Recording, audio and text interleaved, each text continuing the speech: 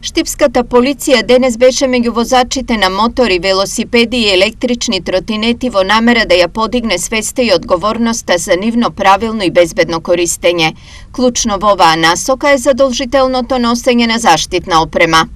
Се упатуваат за почитување на сообраќајните правила и носење на заштитната потребна опрема за како учесник мотоциклист во сообраќајот.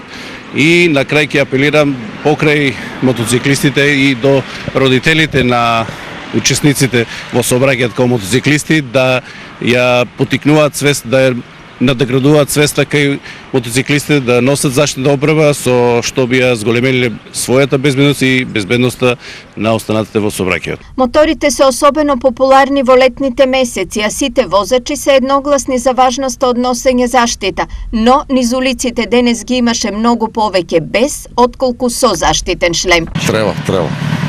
Причина оди? Причина за заштита, за самиот себе, у сообраќајот.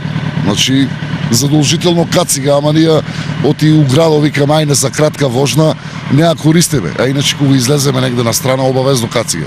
Треба. Оти? Поради поголема заштита на возачите.